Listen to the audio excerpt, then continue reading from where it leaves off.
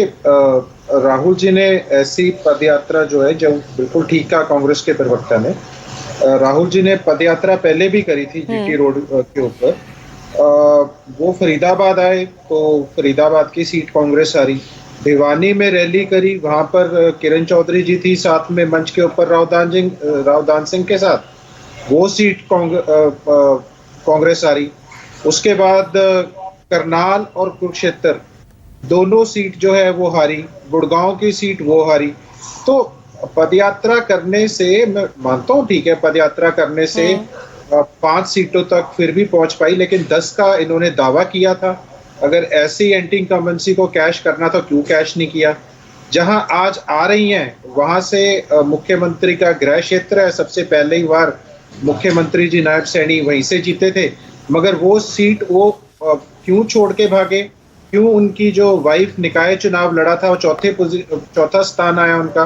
तो ये तो शैलजा जी का कोटे से गई हुई सीट है, चाहे पंचकुला की है, चाहे कालका की है, साथ ही नारायणगढ़ लगता है, साथ ही अंबाला सिटी की सीट है।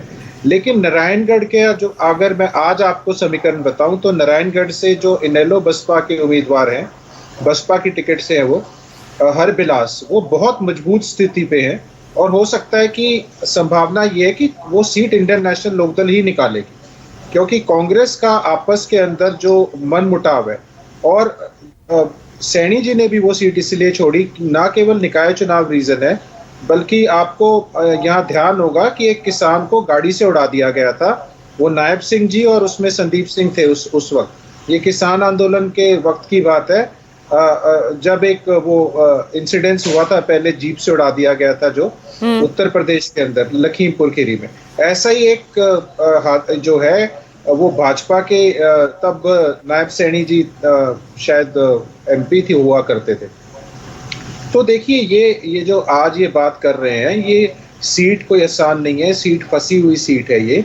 और शैलजा जी का अभी तो ये आप इन जगहों पे बात कर रहे हैं, नारायणगढ़ और आसपास की जो मैंने सीट बताई है, लेकिन आगे जाके ये आगे कितनी सीटों के ऊपर जाती हैं साथ में, आगे कितने और जहां पर हुड्डा जी के कैंडिडेट्स हैं उनमें साथ जाती हैं नहीं जाती। 87 में भी ताऊ देवीलाल उन्होंने भी एक न्याय यात्रा निकाली थी, न्याय युद्ध, सड़कों पर उतरे थे वो। फिजा बदल गई थी उसके बाद भी उन्होंने जी हमने भी निकाली है। हमने पिछले साल फरवरी के अंदर 4200 किलोमीटर की पदयात्रा श्रृंगार गांव से शुरुआत की थी और पूरे हरियाणा में हमने गांव-गांव तक जाने का काम किया था। और जो आप ताऊ देवीलाल जी की बात कर रहे हैं, उस समय न्याय युद्ध उसका नाम था, और वो SYL का को काम बंद हो गया था, SYL के लिए निकाली गई थी। SYL के निर्माण के लिए उन्होंने अपनी सीट से, महम की सीट से त्याग पत्र दिया था। उस समय उनके साथ जनसंघ के मंगल सेन हुआ करते थे, उन्होंने रोहतक से अपनी सीट से इस्तीफा देने का काम किया था। तो देखिए, ये राहुल जी का प्रभाव कितना पड़ेगा कितना नहीं, अगर इतना प्रभाव पड़ता तो 10 की 10 सीट जीतती कांग्रेस। और जो कांग्रेस यहाँ बात कर रही है, 0 से 5 में भी पहुंचे तो ये भी तो एक अच्छा परफॉर्मेंस ही रहा ना।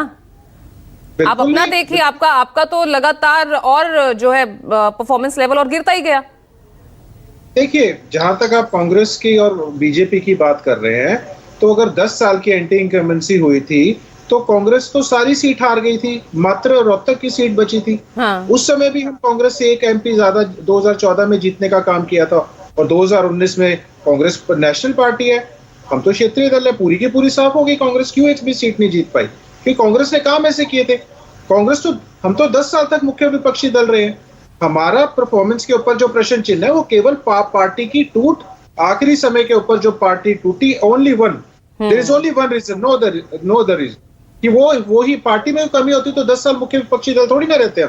कांग्रेस को भी पिछाड़ दिया था हमने तो क्षेत्रीय दल होते हुए। जब मोदी की आंधी थी तब भी हम कांग्रेस से एक MP ज्यादा जिता लाए। चलिए ठीक है, लेकिन